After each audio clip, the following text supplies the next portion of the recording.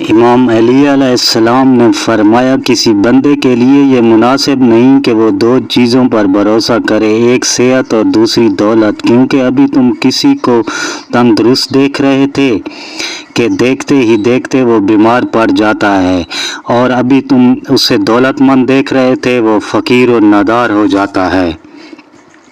اتنی عقل تمہارے لیے کافی ہے کہ وہ جو گمراہی کے راہوں کو عدالت کے رستوں سے الگ کر کے تمہیں دکھا دے۔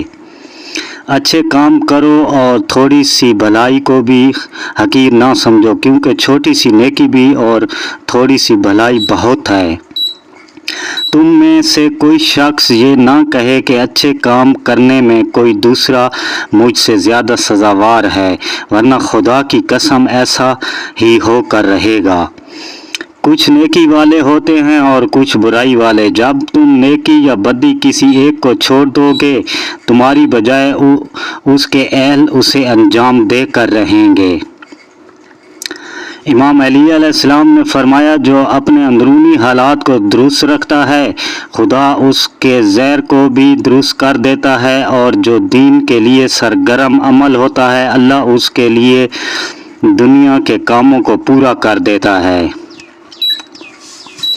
اور جو اپنے اور اللہ کے درمیان خوش معاملگی رکھتا ہے، خدا اس کے اور بندوں کے درمیان معاملات ٹھیک کر دیتا ہے۔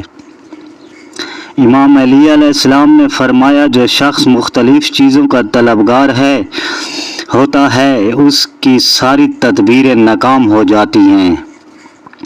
امام علی علیہ السلام نے فرمایا اس بات کو جانے رہو کہ فکر و فاقہ ایک مصیبت ہے، اور فکر سے زیادہ سخت جسمانی امراض ہیں، اور جسمانی امراض سے زیادہ سخت دل کا روگ ہے۔ یاد رکھو کہ مال کی فردانی ایک نعمت ہے، اور مال کی فردانی سے بہتر صحت مند ہے، اور صحت بدن سے بہتر دل کی پرہیزگاری ہے۔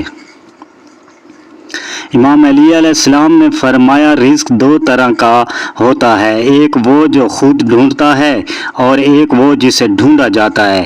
چنانچہ جو دنیا کا طلبگار ہوتا ہے، موت اس کو ڈھونڈتی ہے، یہاں تک کہ دنیا سے اسے نکال باہر کرتی ہے، اور جو شخص آخرت کا خواستگار ہوتا ہے، دنیا خود اسے تلاش کرتی ہے، یہاں تک کہ وہ اس سے تمام و کمال اپنی روزی حاصل کر لیتا ہے۔ امام علی علیہ السلام نے فرمایا یاد رکھو تم آخرت کے لیے پیدا ہوئے ہو، نہ کہ دنیا کے لیے، فنا کے لیے خلق ہوئے ہو، نہ بقا کے لیے، موت کے لیے بنے ہو، نہ حیات کے لیے۔ تم ایک ایسی منزل میں ہو جس کا کوئی ٹھیک نہیں، اور ایک ایسے گھر میں ہو جو آخرت کا سر و سامان مہیا کرنے کے لیے اور صرف منزل آخرت کی گزرگاہ ہے۔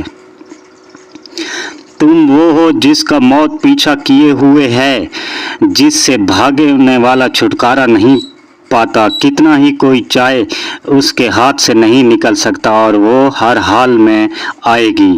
لہذا دوڑو اس سے کہ موت تمہیں ایسے گناہوں کے عالم میں آ جائے جس سے توبہ کے خیالات تم دل میں رکھتے تھے، مگر وہ تمہارے اور توبہ کے درمیان حائل ہے۔